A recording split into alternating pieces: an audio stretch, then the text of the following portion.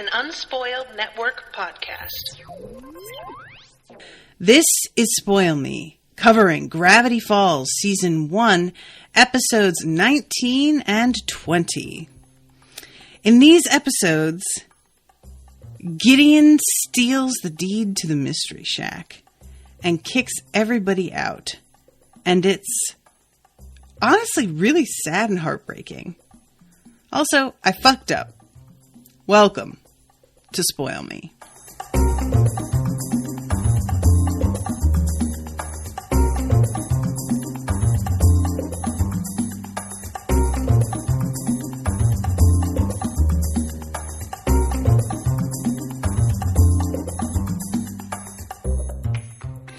Welcome to the show, everybody. I am Natasha. So right out of the gate, major apologies to Melanie, who is in the chat right now. Melanie came in to watch me covering this episode and saw that I had posted episodes 19 and 20 and was like, wait a minute, did you watch both of them? Because, guys, I wasn't supposed to. I was supposed to have watched the second to last episode to record on by itself. And then the next one was going to be a voyeur while you hung out with me as I watched the finale. And I totally fucked up and watched both at once. So Melanie and I are going to figure out, we think we're going to do a voyeur for episodes 1 and 2 of season 2 instead.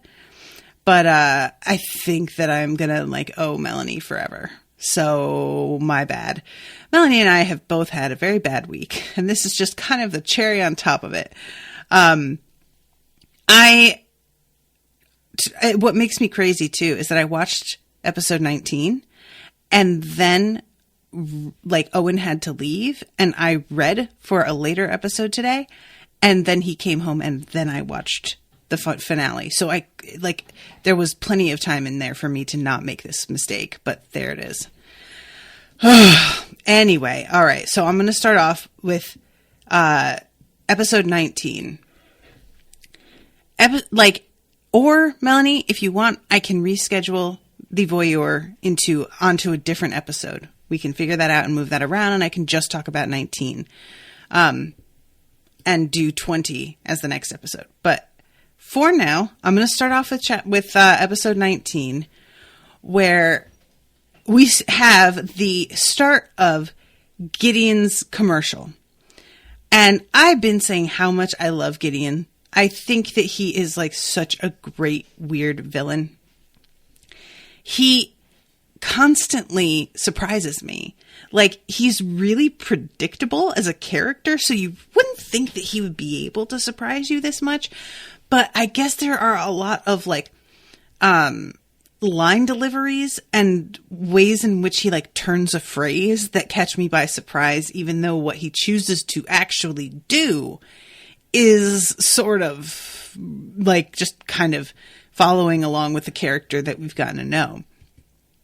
I love that this is a summary of everybody. We see his commercial start and the whole family is gathered around, including Wendy and Seuss.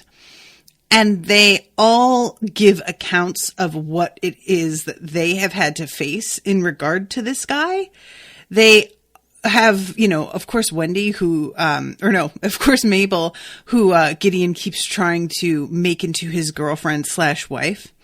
There is, the constant attempts to take the Mystery Shack with Stan.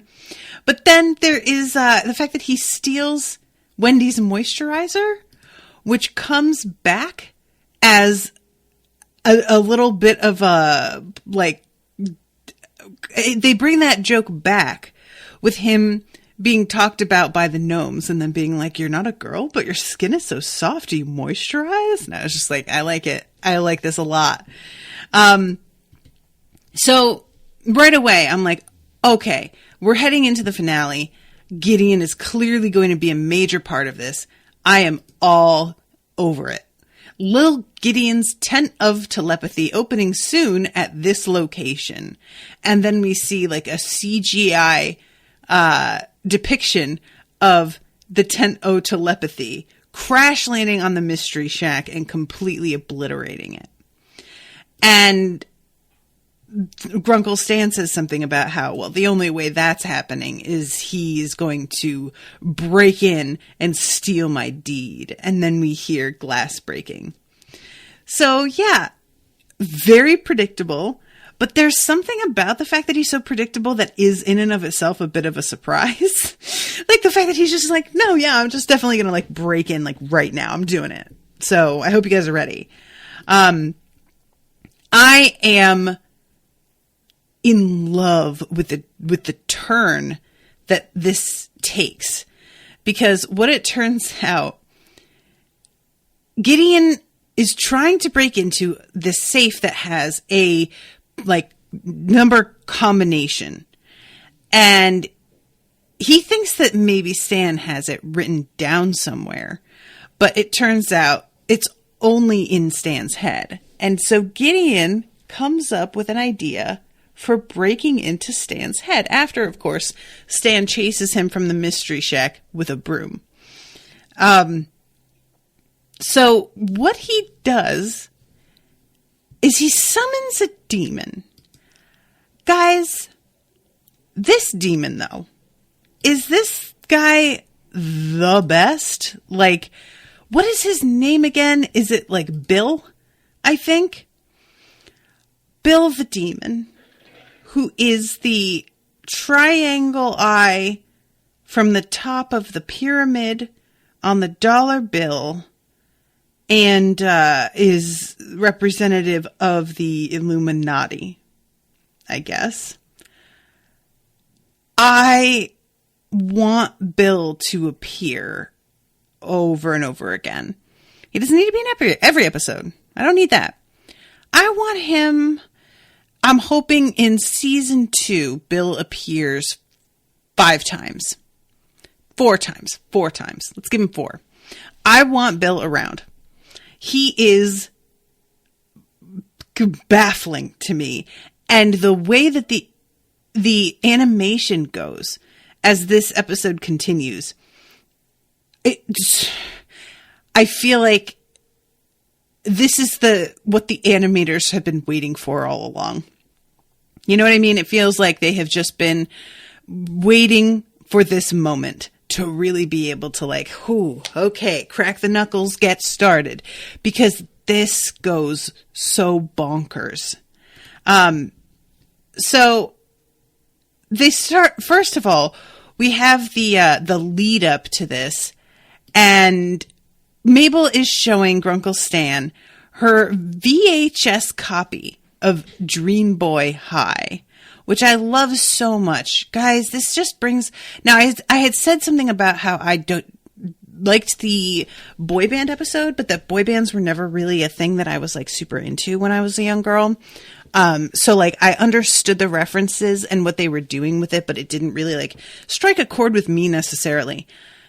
This Dream Boys VHS tape, yeah, that struck a chord. Hi.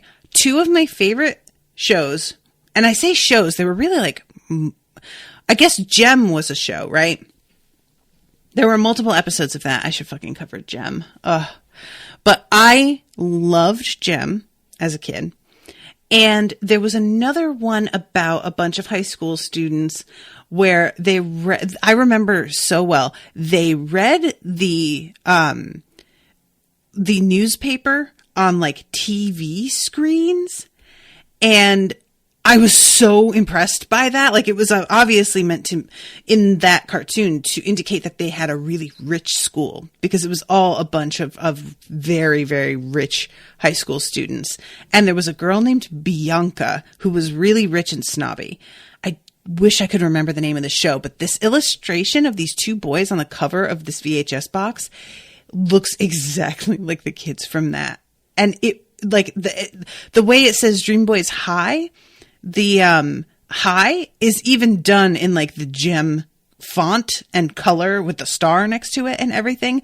I have to imagine Dream Boy, that font is in reference to something as well. And it may well be a reference to the show that I'm talking about right now, if I could remember the fucking name of it. But yeah, I saw this cover and I love the fact that it's a VHS on top of everything, because yeah, you're not going to find that on DVD. And if you pause it And look at the top. It says Good Enough Entertainment Inc. presents, which just fucking perfect. I love it so much. Melanie says, you wanted these guys to return since the Gobblewonker episode. Ta-da. I am so glad you mentioned that, because that was precisely my immediate thought was like, are those the guys from the car when she's in the hamster ball? Are we doing this? I was so excited. So yeah, of course she has this, where love is on your permanent record, and everybody boos, and she says, you'll learn to like it, which no, they won't. So at this point, Seuss comes in and he yells about how there is a bat in the kitchen and he can't get it out. And, of course, Grunkle Stan is like, oh, I got this. And then leans back in his chair and says, Dipper, take care of it. And this leads down a road where Dipper just is asking, why did Grunkle Stan never ask Mabel to do jobs like this? He's like, I am always the one that gets sent to do the really shitty stuff. He doesn't ask Seuss either, who's like literally an employee. Why not? Why am I the one? And it appears to really fucking bother him. And I will confess, I had a theory on why, and I was wrong. So, and I kind of prefer my theory to what it actually turns out to be, but I'm a bit on the fence. I can't totally decide. Melanie says, what was your theory? Okay, so, and this is really revealing about my personality. So there it is. I expected that Dipper was going to overhear a conversation, or that there would be something going on with the breaking into of Stan's mind, where Dipper got to see that the issue is he's the only one that Grunkle Stan really trusts. That he loves Seuss and he loves Mabel, but the two of them are goofy and they don't take things that seriously. And Dipper is somebody that he knows he can rely on, who is competent and does stuff right. And he really trusts him. And maybe even that there would be like some line about how, like, you know, and eventually maybe one day this will be his and I'll know I'm leaving it in good hands or something like that. You know, I thought it was going to be about the fact that, because there were a lot of little hints that I thought were sort of pointing in that direction. Every time that he is talking about the fact that Grunkle Stan makes him do things when he isn't asking the same of Dipper and Seuss, or of Mabel and Seuss. He was saying this in front of Mabel and Seuss, and then it would immediately turn into Mabel and Seuss getting completely sidelined by something else and not even really finishing their conversation with him, or even like really seeming to pay attention to what he was saying in the first place. So there was a sort of a vibe to me of the show trying to remind us that these two are, you know, they are often doing really silly stuff that isn't going to turn out well, that they didn't think through enough, and that Dipper isn't like that. He's staying on task. And that happens a couple times, and I'll point it out as I go through. So I really, really thought that's what we were doing, you know? But anyway, so Dipper is asking why can't Mabel do it, and he tries to have a face-off with Stan, saying that he's not going, but then eventually, of course, he does. And this leads to him going into the kitchen to deal with the bat. And I love this because he walks by Mabel and she tells him bats are more afraid of you than you are of them. And as he walks in, she says, maybe I'm thinking of ducklings. And we hear him screaming and all of these things come flying out of the kitchen, including his hat. And then there's a smash cut to him getting bandaged up.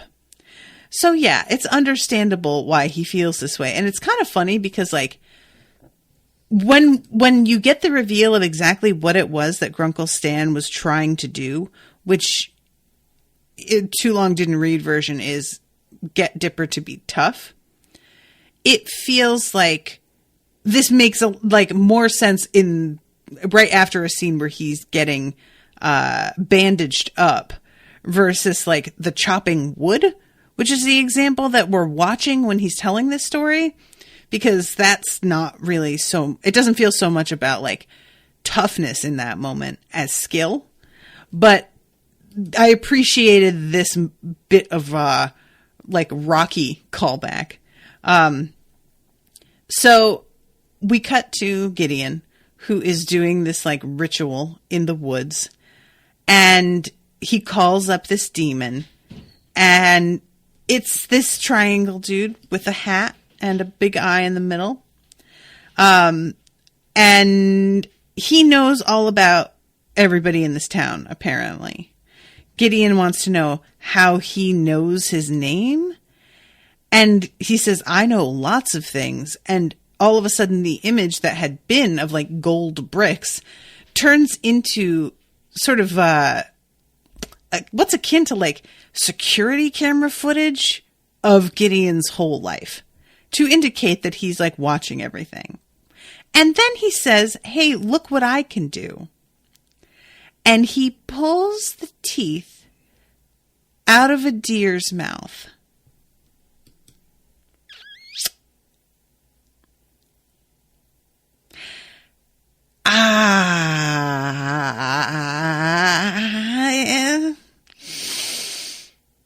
I hate it. I hate it. I hate it. I hate it. Oh my God, do I hate it. I can't think of anything more disturbing that they could have done. This is some fucking like Twin Peaks level shit right here. And I know that's what this show is often like referencing, but this is the weird, ugly underbelly of Twin Peaks. Oh my God. Fucking horrifying. And then eventually he just like sends them back, which I appreciated, but also the fact that can happen, it's so terrible. So this thing, Gideon is trying to like command this demon.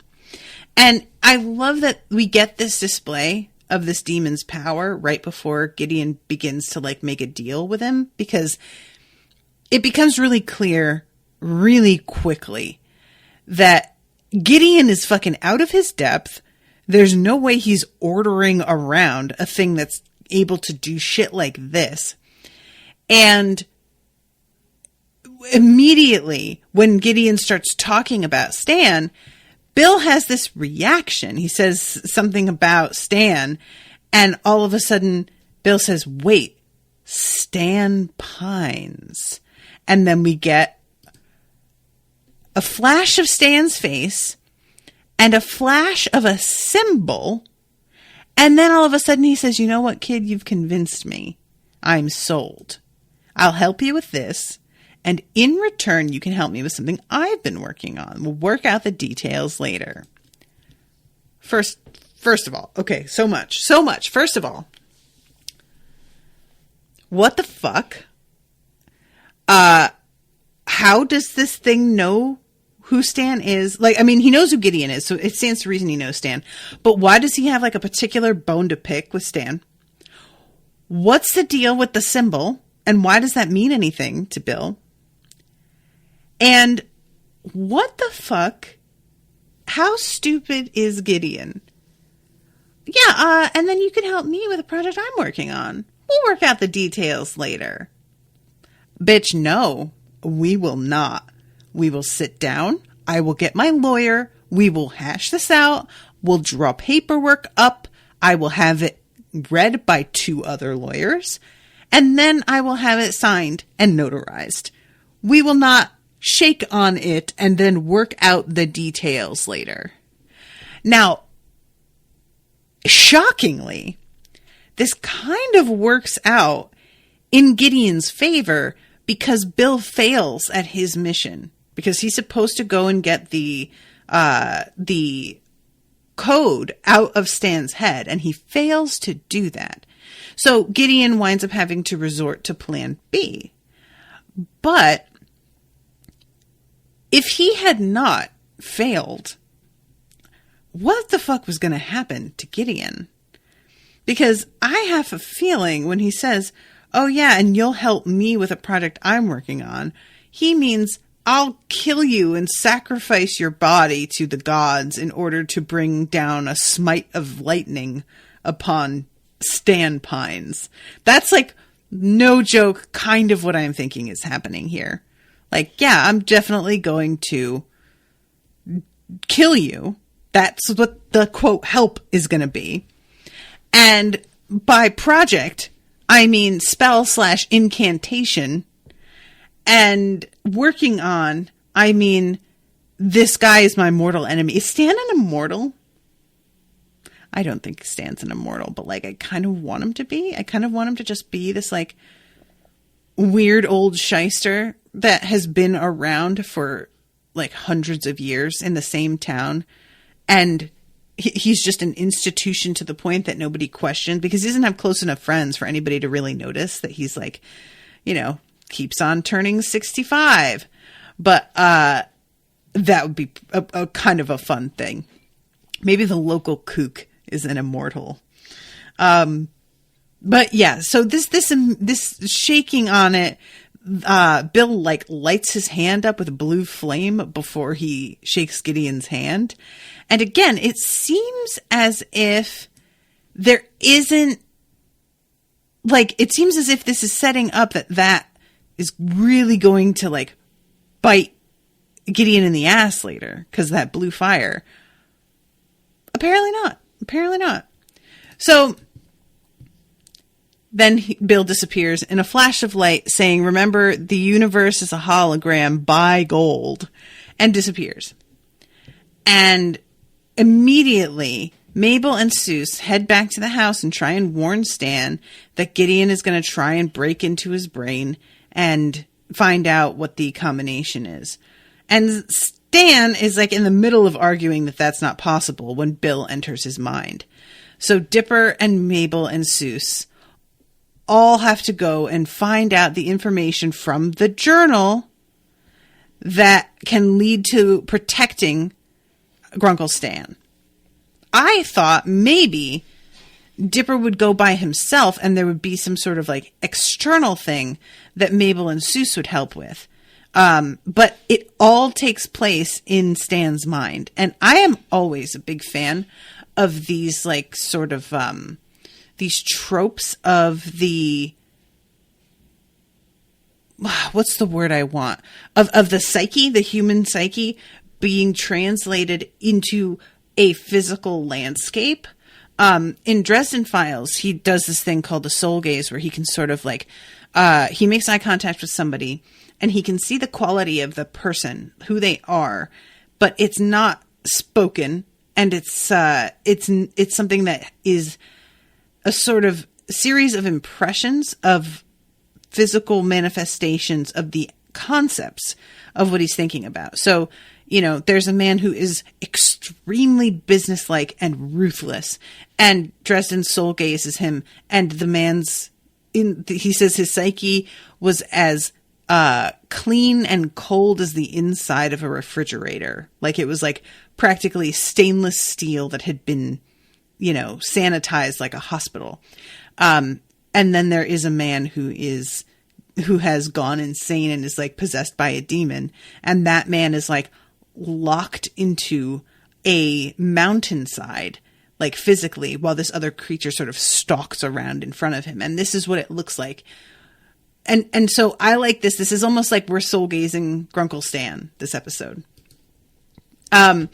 So Bill, he challenges them on the outside. So the getting into Grunkle Stan's psyche, they start off outside of what looks like the Mystery Shack, and everything is in black and white.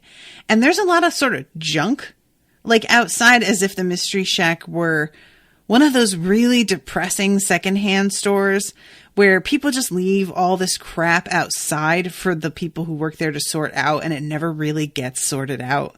And there's just like that path between rusting lawn furniture and whatever that you have to walk through before you can actually get inside to the stuff that's like slightly better, but it also smells weird in there and you usually don't buy anything.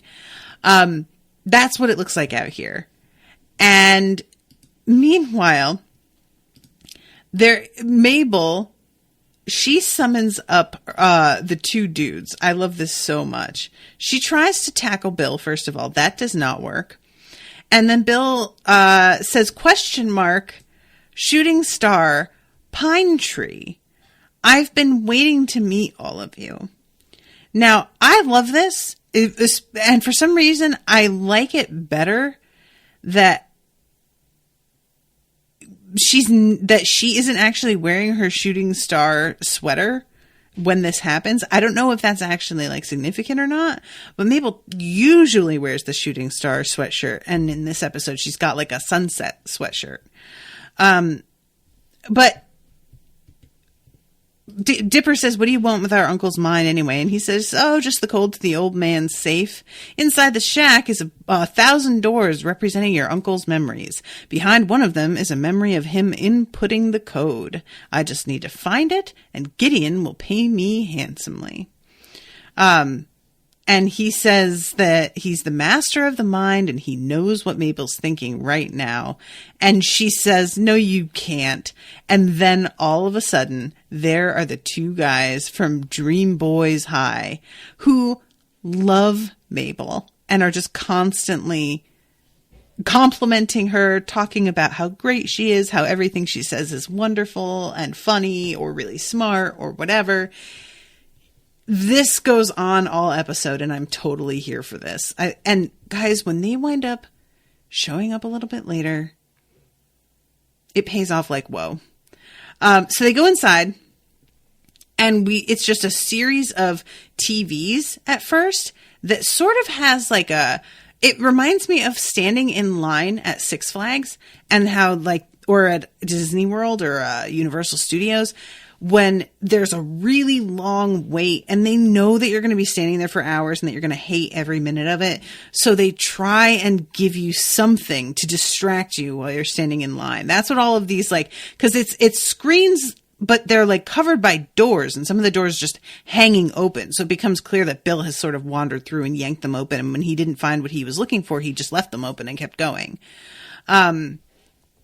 So Dipper at this point is like, yeah, I'm sure there's plenty of memories of Stan bossing me around. I can't wait to see more of those. And I was kind of like I said, I had my theory on why this was going to, what would be revealed about Stan's motivations for this.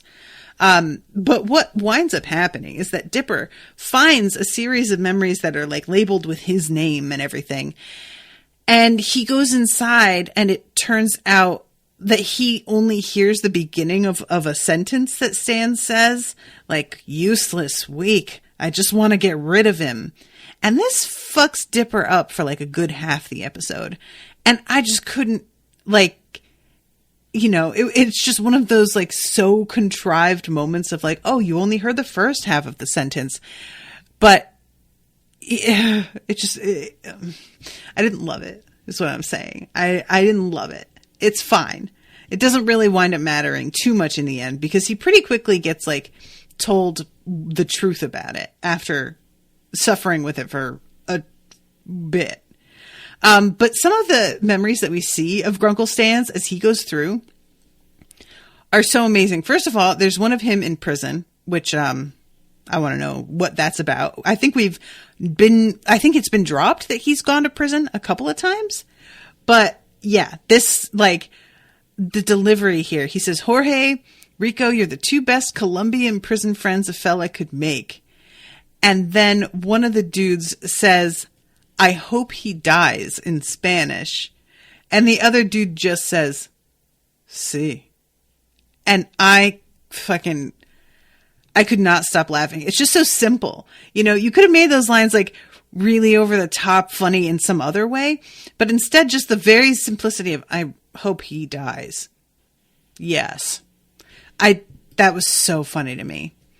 Then there is a memory of Stan trying to sell vacuums door to door. Would you like to buy a Stan vacuum? It sucks more than anything. And the guy slams the door in his face and he says, gotta work on that. There's the date that he has with the woman from the diner. And he realizes like halfway through the date that she looks really weird up close and that he needs to get out of here. And he just like stands up and says something about like a generic excuse and runs away while she sits there going, what was that? So yeah, all of this, I have said before that I really enjoy Grunkle Stan so much, and getting to see into his brain, if I was going to pick any character that I wanted to see into their mind, it's 100% Grunkle Stan. There's nobody else on this episode or on the show that I think would be remotely as interesting. Stan is a lunatic. Like, of course he's had some wild experiences in his life. So let me get the joke that made me so mad. And it's mad in a good way because it was really well done. I'm sitting next to Owen. Seuss pulls open a door. There's Grunkle Stan typing into a what do you call it? The vending machine. And I say, oh, good. They're coming back to this. I keep wondering if this is going to come up again and what it's going to turn out this was. And I say all that. And he opens the vending machine, then steps out a little and says, if only people knew the truth, that hidden behind this vending machine, I secretly have and then Seuss yells, boring, and shuts the door. And I just threw my arms up in the air, staring at the TV, while Owen lost his mind laughing. He was so smug and pleased that I had not gotten what I wanted. He was so happy about it. And I was sitting there like, come on. Oh my God, you guys, I was so mad. And what's great is even though we get to see what's down there, it doesn't mean anything yet. I don't have my questions haven't been answered. I don't know what any of this is, you know? Seuss, what the fuck? So there's a door that says top secret. And of course Mabel sees this and is like, yes, a reasonable adult person under top secret would certainly be like, you know, the code to their safe, probably their email passwords, their Pornhub searches. But no, she opens it and there's Grunkle Stan playing with his belly, which he is making talk to him using his belly button. And then he asks his tummy, are you hungry? His tummy says yes. And you're thinking, oh yeah, he's just like, oh, I'm hungry. But no, then he says to his tummy, eat your crackers. And we see him making his belly button into a mouth and just shoving crackers into it while making chewing noises.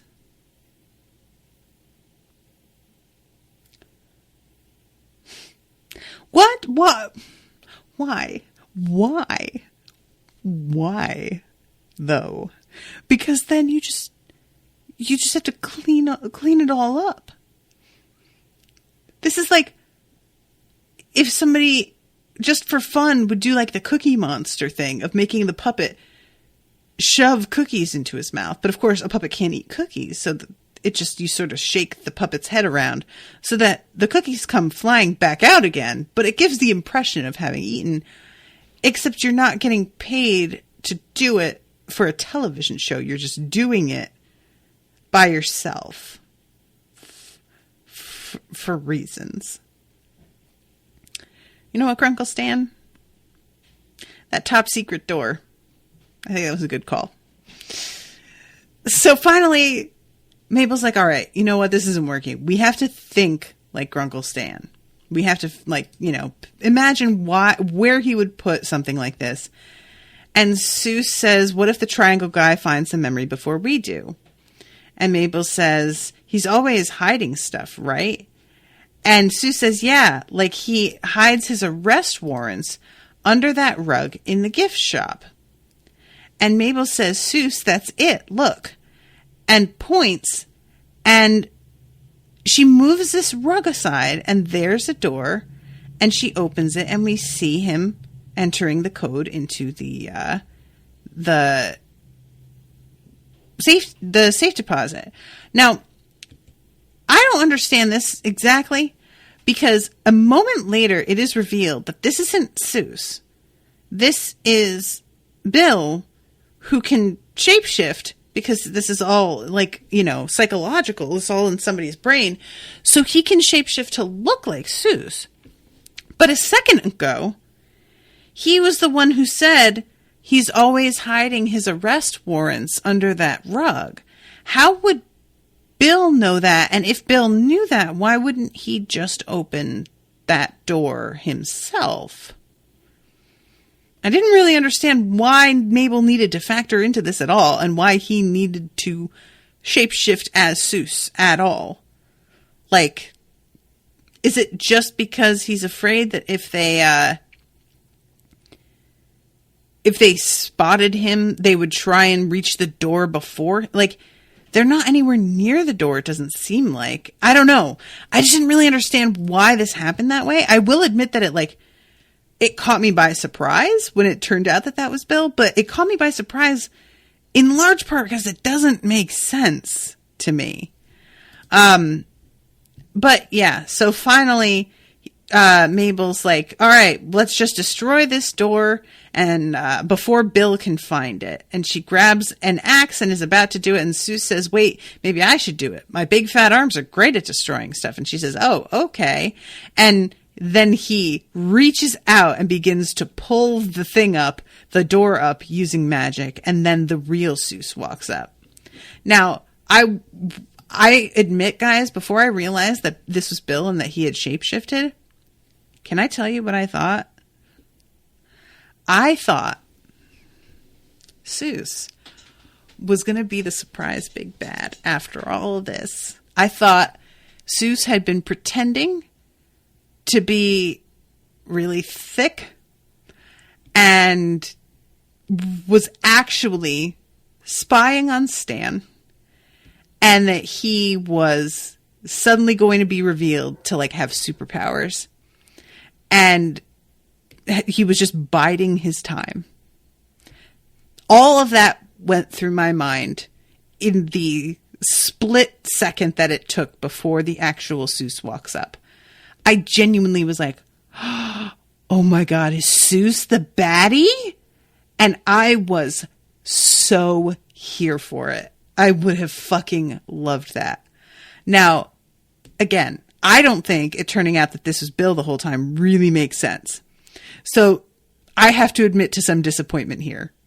But I am going to still sort of savor this weird moment that I had and maybe write some fanfic about what if Seuss turned out to be the baddie the whole time, because I'm just very interested. So yeah, he turns into Bill. He gets the password, and then he is about to hand over that information. Meanwhile, Dipper doesn't want to help Mabel and Seuss with saving Stan, because as far as he is concerned, Stan does not love him. In fact, he thinks Stan hates him. And it's a kind of a sad moment, because both Mabel and Seuss are, like, deeply disappointed in Dipper. But I kind of get where they're coming from, because Dipper doesn't exactly share with them exactly what... he says, I saw it in one of his memories. He's always picked on me, and now I know why. Stan hates me. And she says, it doesn't matter what you saw. If we don't stop Bill, we'll lose the shack. And he says, no, you know what? Not this time. For once, this is one of Stan's problems that I'm not going to fix. And I wish that he had like gotten a little bit more detailed about what he saw, because I totally understand Mabel just being like, it doesn't matter what you saw, we'll lose the shack. But I feel like it does matter, Mabel. Like, don't just write off somebody finding out a person said or thought a terrible thing about you, and that like you're supposed to just sort of set that aside when it comes down. Like, that's not really fair. And honestly, before we actually find out what it was that was really going on in that scene, if Dipper told her, oh yeah, Stan said I was weak and terrible and that he wanted to get rid of me, I feel like she would have had a lot more sympathy for how Dipper is feeling right now. But Dipper's just like, he hates me. And I'm like, that doesn't quite get across what it was that he was saying in that moment, my friend. I feel like you just want to go like word for word there. So Bill takes a call from Gideon, in which Gideon, and by call I mean they FaceTime each other on Bill's stomach. Gideon tells Bill that he's fired, basically. You failed to do what you needed to do. The door gets pulled out of Bill's hands and thrown down the bottomless pit. It's great. Who is it that does that? Yeah, it's Mabel. She does the fucking Nerf gun. So good. So good. But yeah, Gideon fires Bill, says I'm switching to plan B, and Bill turns bright red and says, you can't even imagine what you just cost me. Do you have any idea what I'm like when I'm mad? And then all of a sudden, a bunch of symbols begin to appear in his eyes. And these are symbols that I think are pretty similar to symbols we see later. And he grows he grows to like probably 20 times the size he was. And all of a sudden, our crew, everybody except for Dipper, that is, they are standing on basically like a meteor out in space. This is a very like Doctor Strange sort of feel to it here. And we wind up finding out, but Dipper, he's going back through the memories and he's trying to get out of here. And he comes back across the memory again of what Stan said. And Stan is talking to Seuss. And he says that was like what people used to say about him. And that he got bullied all the time. And we get to see a memory of him being laughed at by the kids. He says, so one summer my pop signs me up for boxing lessons.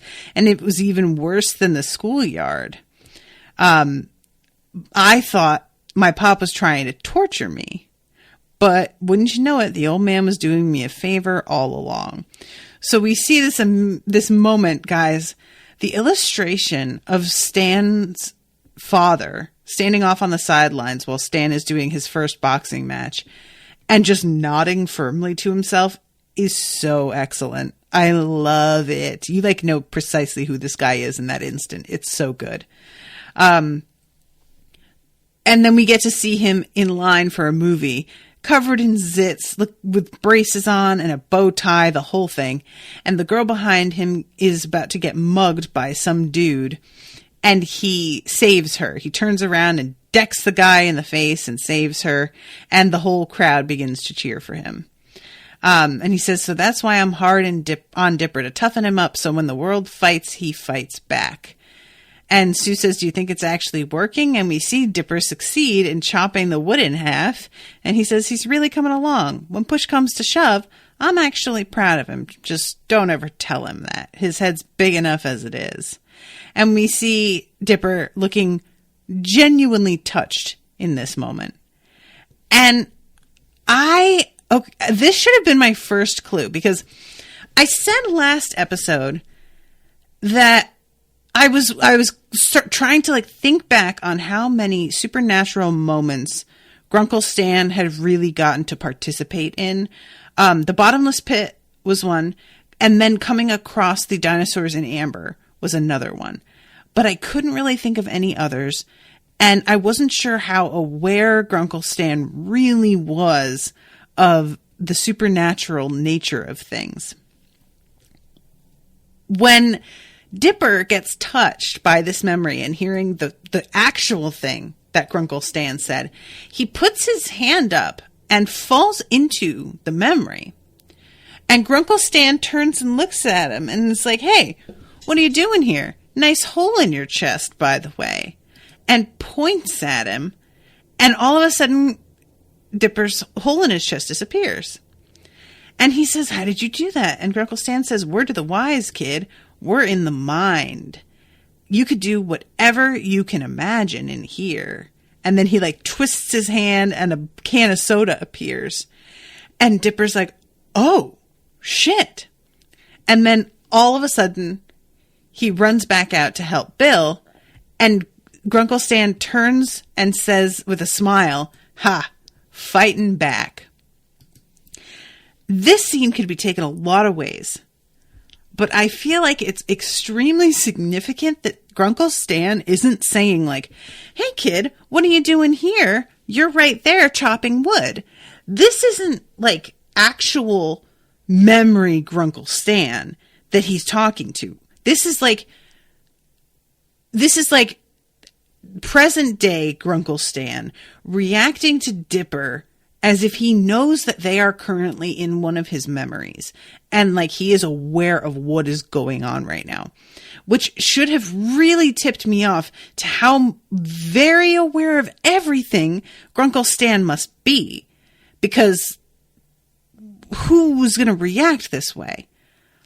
But Melanie says, "Do we need to do episode 20 separately after all? If so, that's fine." If you don't mind, I would like to, because there's so much to talk about.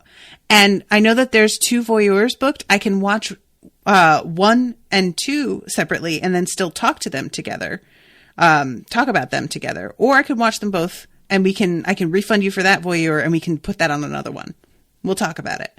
But yeah, I would love to do the episode 20 separately. I'm so sorry that I messed this up, because I understand why you'd want to watch me watching that episode. Although I have to be honest, I feel like this episode would be more insane to watch me react to because of all of his memory stuff. But then there's the mecha. So, there's that. So we come to the face-off between Bill and our gang. And I love the fact that he says something about like their worst nightmares, and Sue says something about, "I hope he doesn't like know about that British bulldog that I keep dreaming about." And then we see him and he's like a bulldog with an English accent and a monocle and a cane and a top hat, and it's like amazing. And I kind of want that to get its own spin-off. He takes away Mabel's cuteness, and she turns green and her mouth is crazy and her voice slows down. It is just the best. And then the 2 dudes that are from Dream Boys get shot off the edge and disappear. And Mabel and Seuss think that they're all alone and that they're about to get taken down. And suddenly here comes Dipper, and he informs them that it's all about what's in their imagination, that they can conjure up whatever they want. And this results in Mabel turning her fists into kittens, getting her cuteness back, Seuss lifting his shirt and sending his question mark, like a bunch of beams of his question mark at Bill. Also, they create these like hamster balls of protection around themselves, and that redirects the beam that Bill shoots at them back at Bill's eye. And then, in the most perfect moment that I just cheered so loud, we've got Zyler and Kraz, the 2 boys from Dream Boys, who rise up with like electric light behind them. And Zyler is on a piano guitar, a keytar. What are they called? And Kraz, I think, is the dark-haired one who is on the drums, but they're like synth drums. It's the best thing. I fucking loved this. I loved this so much. And so Dipper says, now to imagine your worst nightmare, a portal out of Stan's mind. And really, it seems for a second like Dipper has figured this one out. But then, all of a sudden, they are in like a blank white space. And Bill is like, I'm actually kind of impressed. I thought that I was going to be able to take care of this really quickly. And you're cleverer than you look, especially the fat one, to which Sue says to Mabel he's talking about you. And he says, so I'm going to let you off because you might come in handy later. But a day will come in the future when everything you know will change. Until then, I'll be watching you. And then he is surrounded by a circle with a bunch of little icons in it. And I want to stop and point out these different icons. There is a bag that says ice on it. There is what looks to be like a Pac-Man-like fish eating a small speck. There is a pine tree. There is a 5-pointed star with, I think, an eye in the middle of it, but it's a little small. It's hard to see. There is a hand with 6 fingers. There is what looks like a llama, a shooting star, a heart with like a couple of marks on it as if it's been broken and patched up again, a pair of sunglasses or eyeglasses, and then a question mark. So we've got a pine tree, a shooting star, and a question mark, which he said, I was looking forward to meeting you. I thought I might bump into you. And that's our that's our guys. So who's everybody else? What is the deal? I really, really, really want to know. And if is Grunkle Stan one of these symbols? And if so, which one is he? Is he the glasses? I would love it if Grunkle Stan's was like a fucking gold chain necklace. And I'm trying to think who else. Like, would Wendy be one? But I can't see anything that really like works for her. Maybe Ice because she's cool. Am I reaching? I might be reaching. Melanie says, about these symbols, you may have seen them before somewhere. Ooh, I don't know. I'm not remembering. Interesting. Huh, okay. But yeah, so Bill disappears, and they all have to say goodbye to these guys, these two Xander and what are they called? And then they pop out of Stan's brain, and Grunkle Stan is just fine. And Dipper has to pretend, rather than hugging him, that he's putting him in a chokehold. And it's pretty good. I enjoyed that. Not bad, kid. Not bad. And smiles at him, and Dipper smiles at him.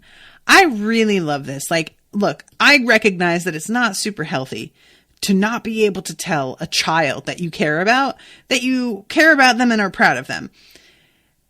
That's not the best place to be. However, those people exist. People aren't always great at expressing themselves. They aren't always like educated in how to do that.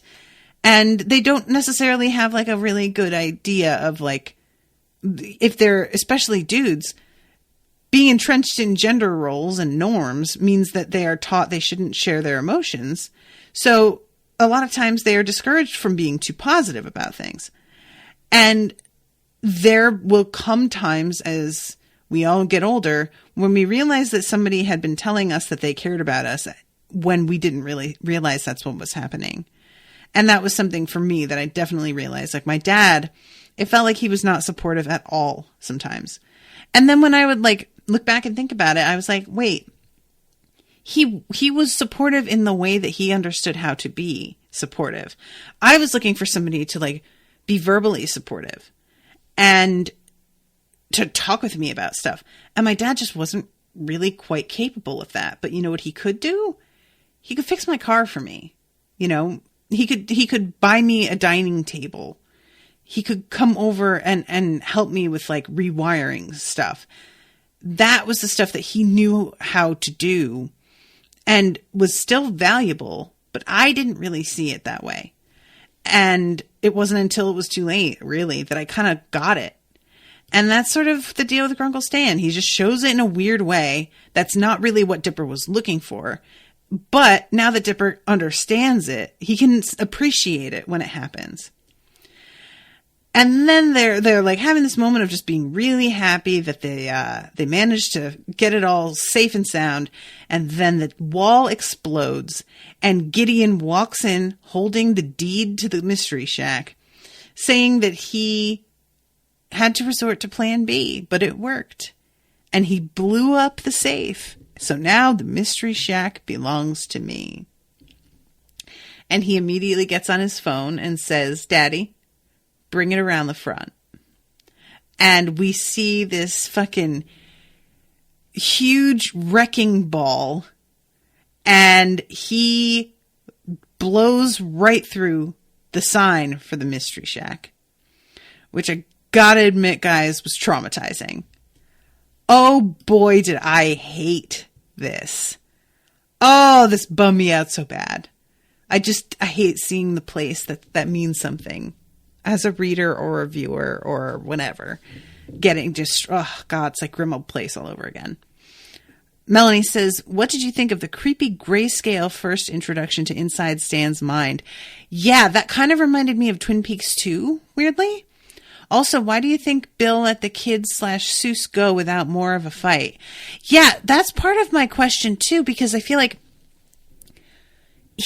because of that circle with all those symbols on it, that he is like waiting for more pieces to be like put in place, because there's clearly something that like him and Stan are both focused on, and they are at odds with each other, I guess.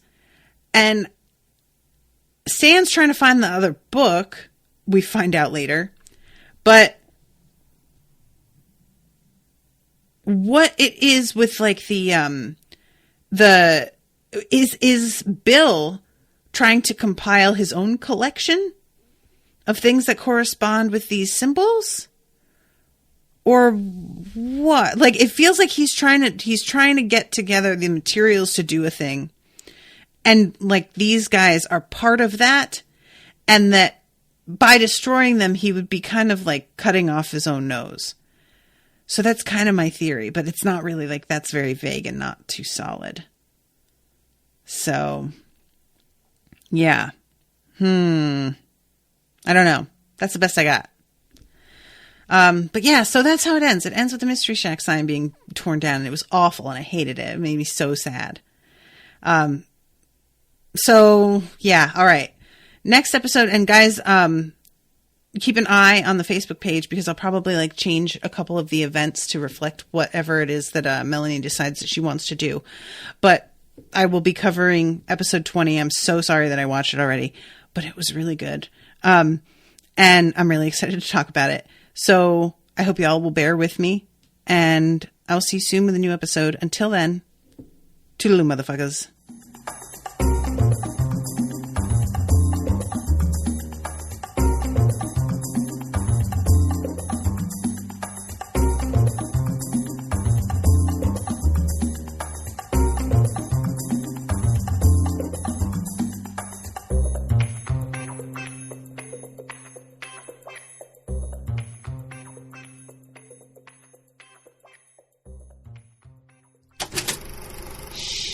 That was an Unspoiled Network podcast.